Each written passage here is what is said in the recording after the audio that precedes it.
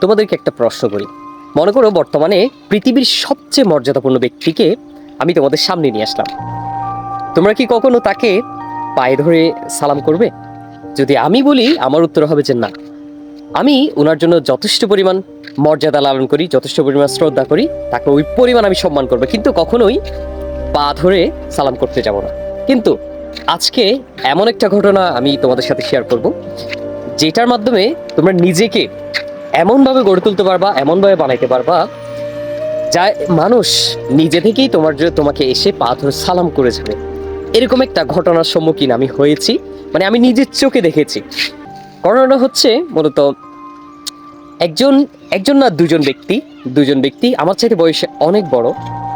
এখন ওনারা একটা বিচারে যাবে, সাথে আমাকে নিয়ে যাচ্ছিল। তো বিচারে গিয়ে ওনারা সব ঘটনা শুনে তাৎক্ষণিক কোনো সিদ্ধান্ত দেয়নি। তাৎক্ষণিক কোনো সিদ্ধান্ত না দিয়ে ওখান থেকে চলে আসতেছিল। অপর একজন ব্যক্তি পেছন থেকে মানে জুতা হাতে নিয়ে দৌড়ে আসতেছিল, মানে ওদেরকে বলতেছিল দাঁড়ান দাঁড়ান। তো ওনারা পেছন ফিরে দেখে ওই ব্যক্তিটা জুতা হাতে নিয়ে আসতেছিল, তাড়াতাড়ি করে আসতেছিল। আমি তো ভয় পেয়ে গেছি, আমি বলতেছি কি মানে কি না কি করতে চলেছে। কিন্তু আমি দেখে পুরো হতবাক হয়ে গেছি।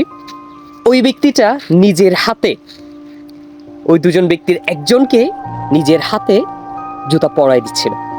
আসলে একজন মানুষের প্রতি কতটুকু সম্মান থাকলে, কতটুকু মর্যাদা লালন করলে নিজের মনের ভেতরে যে নিজের হাতে জুতা পরাই দেয়, আসলে ওইরকম সম্মানই ওই ব্যক্তিটা আসলে কেউ না। উনি আমার একজন শ্রদ্ধেয় শিক্ষক, অনেকেরই একজন শ্রদ্ধেয় শিক্ষক। আসলে শিক্ষকতা পেশাটাই ওরকম। নিজেকে যদি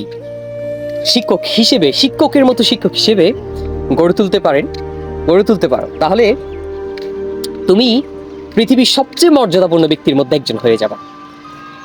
মানুষ নিজে থেকে এসে তোমাকে জুতা পরাই দিবে, তোমাকে মাথার উপর তুলে রাখবে। সো নিজেকে একজন শিক্ষক হিসেবে প্রতিষ্ঠিত করতে পারলে আমি মনে করি অতটুকু মর্যাদার অধিকারী অন্তত হওয়া যায়। এই ঘটনাটা আমাকে খুবই আশ্চর্যান্বিত করেছে। এখান থেকে আমি নতুনভাবে অনুপ্রেরণিত হয়েছি যে আসলে শিক্ষকতা আসলে হয়তো অন্য দিক দিয়ে, মানে ফাইন্যান্সিয়াল দিক দিয়ে হয়তো একটু সামান্য প্রবলেম থাকতে পারে, তবে মর্যাদার দিক দিয়ে পৃথিবীর সবচেয়ে শ্রেষ্ঠ এবং সবচেয়ে গুরুত্বপূর্ণ একটা প্রফেশন বলে আমি মনে করি।